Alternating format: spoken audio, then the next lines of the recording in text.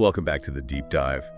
Today we're working with a set of really insightful sources that tackle a fundamental challenge. How do you take a deep personal conviction, faith, ethics, whatever it is for you, and actually translate it into public action? It's a huge question, and the source material we have frames it perfectly with this title, Looking to Jesus, Walking Towards the Masses. That phrase really does capture the tension, doesn't it? It really does, because that first part, looking to Jesus, that's all internal. It's about your own commitment, your guidance. But the second half, walking towards the masses, that is a completely different skill set. Right. And that's our mission for this deep dive, to unpack what that walk actually requires. And the sources are pretty clear. It takes courage, sure, but also serious wisdom and a lot of patience. And before they even get to the solution, the sources, they really paint a picture of the obstacle. They give this pretty strong critique of the modern world we're trying to walk through. They do. They characterize society as being just overwhelmed by self-will and self-power. And what's important to understand about this self-will, it's not just like basic narcissism, right? Not at all. The source argues that this self-centered thinking, it actively creates exclusivity. If your default setting is just operating from your own convenience, your own desires, you're just not equipped. Or you're just not willing. Exactly. You're unwilling to genuinely consider someone else's feelings, their needs.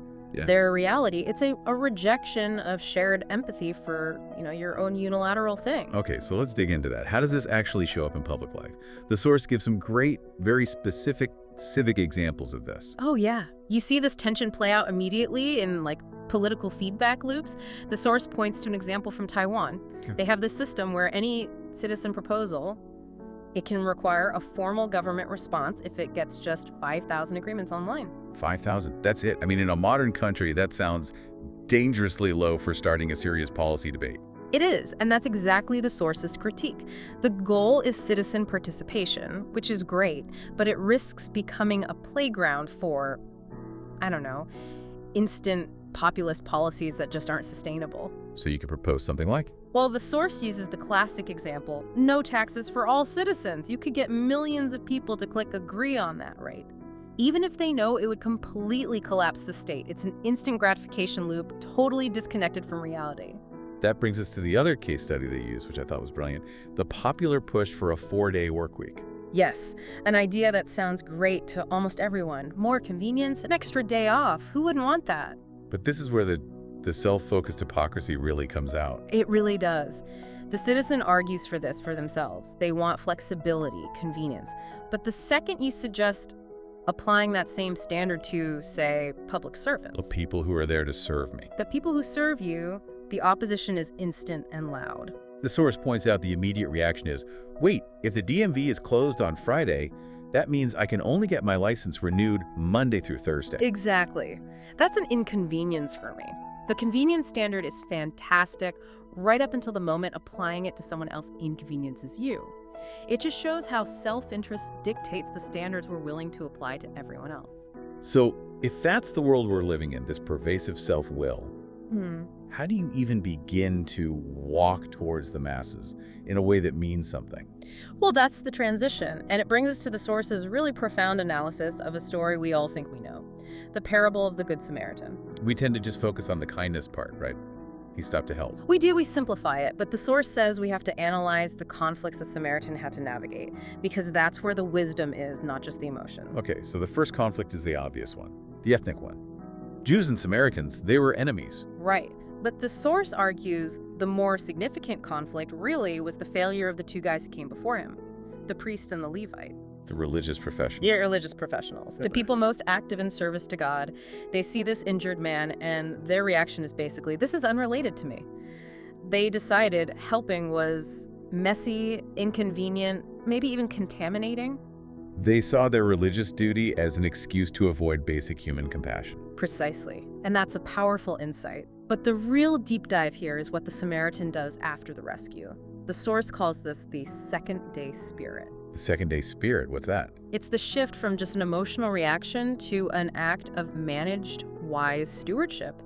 Think about it. Today, our idea of compassion often ends with the immediate crisis. You call 911, maybe you take someone to the hospital, you feel like, okay, I did my part. And the Samaritan did that. He took the man to an inn, cleaned his wounds. First day, check. But here's the part that contradicts our modern expectations. If this is a life or death situation, shouldn't he stay? Shouldn't he set aside his job, his travels, everything for perpetual care? That's what we'd think, yeah. But he leaves. The source says on the second day he leaves. That feels wrong. And that's the exact tension the source wants us to see. He left. He had his own job, his own mission. He couldn't just spend a week nursing this guy without abandoning his own responsibilities. This is where wisdom has to override pure, unsustainable emotion. So how does he manage that? How does he leave but still provide care? He institutionalizes it through stewardship. He makes a contract with the innkeeper. He gives him 2 silver coins, which the source notes was enough for like 2 months stay at a good inn. This wasn't just pocket change. It was a serious investment. A very serious investment. And crucially, he says, I'll cover any extra costs when I come back. So that contract, that promise of accountability, that's the key. That's the key. He didn't abandon the man. He managed his responsibility effectively. He made sure the man got excellent care without sacrificing his own core mission. So true goodness requires management, organization. It's not just a feeling. It's not. If you abandon your primary role for every crisis, eventually you're useless to everyone. Stewardship means you maintain your own capacity while making sure others get the care they need. That idea of managed commitment, it doesn't just apply outside, but inside a community too, right? Yeah. That brings us to the next point about unity and Jesus washing the disciples' feet. And the context for that is just, it's vital. This wasn't some peaceful, harmonious moment. It happened right after this intense, status-driven fight among the disciples. Right, the sources remind us James and John had just asked for the best seats next to Jesus in the kingdom. They did. They felt entitled to it. You know, we've followed you for 3 years. We're related to you. We saw the transfiguration. They wanted a reward, a position. And the other 10 were furious. Oh, yeah. This was a squabble over hierarchy. Peter was probably leading the charge. You know, what about me? I walked on water. The whole room was just thick with status anxiety. And into that room, Jesus does the job of the absolute lowest servant, washing feet. An act that meant he had to kneel before them. It completely reverses their priorities. The goal isn't to climb a ladder. It's not about demanding status. The goal is mutual service, humility. And the outcome of that is unity. He says, love each other so all men will know you are my disciples. The only status that matters to the outside world is the quality of your internal bonds. The one who exalts himself will be humbled, and the one who humbles himself will be exalted. It's a total paradigm shift.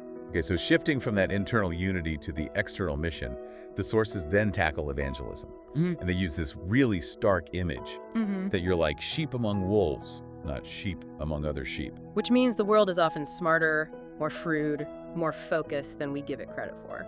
And the critique is that our mission often relies just on enthusiasm. It becomes this kind of aggressive, impatient marketing, the buy or don't buy approach. Which just annoys people, and you end up with these superficial, coerced conversions where someone finally just says, fine, baptize me, whatever. The source also points out that outsiders often know more about secular things than believers do. Economics, food, entertainment. Exactly. So if you try to compete on those terms by being flashier or easier or promising instant results, you're gonna lose. The only thing you have that the wolves don't is the truth. And this leads to what I think is the absolute core warning of the whole thing. The danger of dilution. Specifically, this distinction between effect and meaning. Why is that so important? Because it defines everything about the message you're sending. We naturally gravitate towards the effect. The effect is the simple solution. You sinned, Jesus' blood forgives you. It's quick, clean, it's like taking a pill for a headache. It solves the immediate problem, so people just ask, okay, how much does the pill cost? How easy is the fix? But when you focus only on the effect, you skip the entire transformational part. You turn faith into a simple commodity. And that's what the source calls cheap grace. That's exactly it, cheap grace. It's disposable. The meaning, on the other hand, is the hard part. It focuses on the cause, the sacrifice, the incredible price that was paid. So the meaning explains the true cost. It forces you to deal with the reality that, mankind sinned and faced destruction, and that Jesus, the Son of God, became flesh and was sacrificed. Understanding the meaning reveals how unworthy the recipient is and how astronomically high the price was. You have to ask, why was this necessary? If you ignore that, the mission just becomes about numbers, performance metrics, KPIs. You got it. It becomes about counting baptisms instead of the actual mandate, which is teaching disciples to obey the full truth. This whole dilution problem leads right into the final observation from the sources about the shift in worship, especially after COVID. Right. The convenience of online worship, no parking, no bad weather, you don't even have to get dressed up. It has fundamentally changed our sense of reverence. It's turned it into a consumable show or a program. You're watching in your pajamas, maybe eating snacks, and you lose what the source calls the sense of presence. That physical commitment, that communal focus, it's gone. And once that's gone, evaluation takes over. Start treating it like a performance. You're mentally critiquing the sermon, the music. The pastor isn't moving around enough on stage. This is boring. It becomes variety entertainment. It does, and you become a critic, not a participant. The danger is we start lowering the height of the message just to compete for attention, and that is a losing game. We have to stick to the truth, even when it's inconvenient. We have to be shrewd like snakes, but innocent like doves. Knowing the wolves are always looking for an easy meal, we have to make sure our mission is rooted in the purity and the high cost of the message, not the low cost of convenience. So if we pull this all together, we're back at that essential tension from the beginning. Yeah. Receiving grace, that's the gift. It's free. It's a gift, an unearned grace. But walking towards the masses, sharing the true gospel, caring for others with real wisdom and stewardship, that is the mission. And that mission means you can't stay comfortable. You can't stay on the mountain in that high point of spiritual experience. You have to follow the ultimate example, descending from the throne of heaven itself, the incarnation, to walk right into the middle of the mess. The lesson here really is that being well-informed in any field requires more than just knowing the quick effect. You have to understand the sacrificial meaning, the foundation, the cost. So here's something to carry with you. In your own life, when you share knowledge, how well do you ensure that it maintains its original purity and height and isn't just watered down for easy consumption? That complexity is worth thinking about as you walk out into the masses.